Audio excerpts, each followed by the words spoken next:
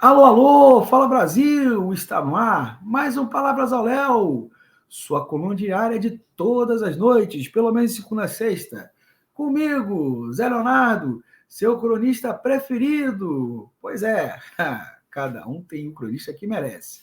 Talvez você, meu amigo e minha amiga, mereça a mim. Essa é a sua sina. A minha é fazer essa coluna para tentar entender o que é esse país, o mundo, em todos os seus aspectos, seja na política, na economia, nas artes, na cultura, na sociedade, enfim.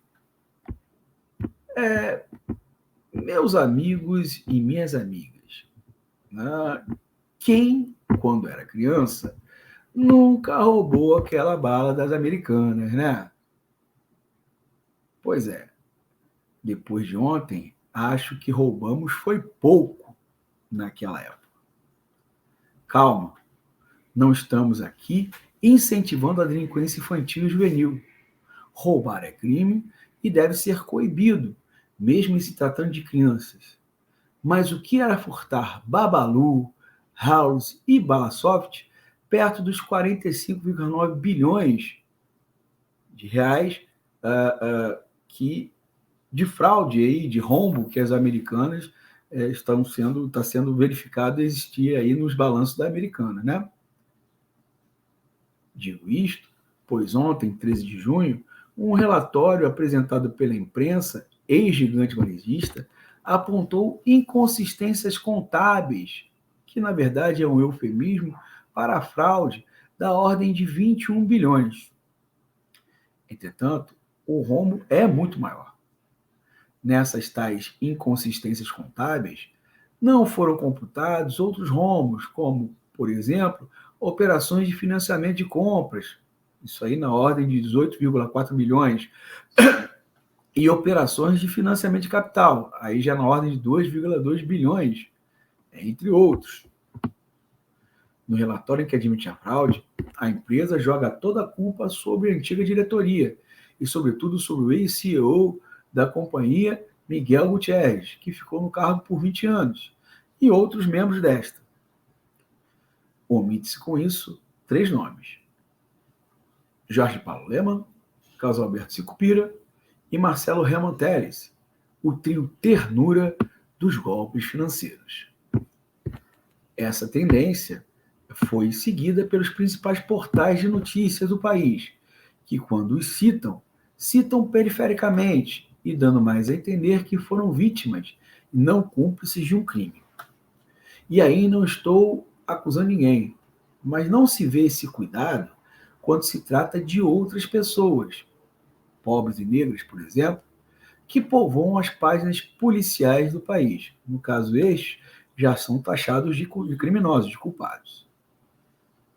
A fraude teve origem em verbas publicitárias, onde a empresa noticiava descontos oferecidos a ela que não existiam de fato, o que fazia parecer que havia superávit e não déficit no balanço anual, driblando assim a fiscalização.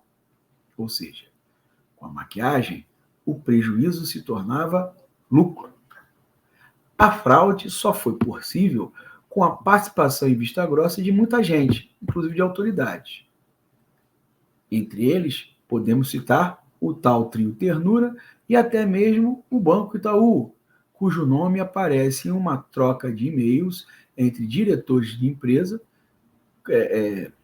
como tendo sugerido aí a troca de uma nomenclatura para facilitar uma operação de crédito. Isso seria a parte do Itaú.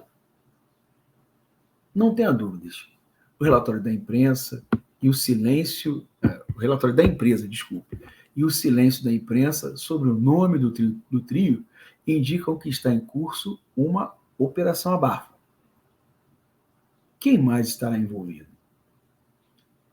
Isto me faz recordar uma outra fraude famosa, a do Banco Pan-Americano. Nesse caso, o homem do baú contou com uma ajudinha do governo federal. Por acaso, era o próprio Lula, para convencer a CVM a liberar o Fundo Garantidor de Crédito e salvar as outras empresas do grupo Silvio Santos, sobretudo o SBT.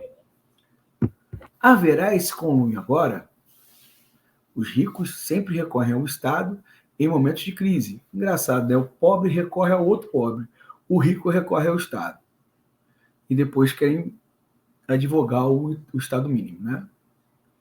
E o Estado quase sempre os atende. Será assim agora? Bom, voltando ao furto das balas na época de criança, quando alguém era apanhado, isso nem sempre acontecia, hein? A punição variava de acordo com a cara do freguês. Se fosse branco, com cara de classe média, avisava-se aos pais e o castigo caberia a eles. Se fosse preto e pobre, apanhava ali mesmo, ou era entregue ao juizado de menores. Não havia conselho tutelar na época, nem celular e nem rede social. Ou então apanhava e depois era entregue ao juizado. E daí a FEBEM, ou seria a FUNABEM, existiam as duas, né?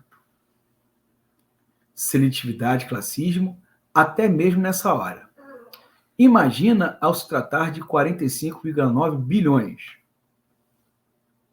Meu amigo Pai Toninho de MP, apóstolo do caos, profeta do apocalipse, o oráculo das desgraças e o babalorixá de todos os infortúnios, previu certa vez, em um episódio dos Disrupções, que o trio ternura das fraudes financeiras seriam punidos, mas não no Brasil, e sim nos Estados Unidos.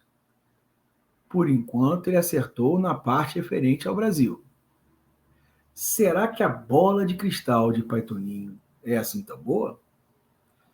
E tendo dito isto, meus amigos e minhas amigas, entrego esse abacaxi em vossas mãos para que você possa descascar, deglutir e digerir. E até amanhã, pessoal!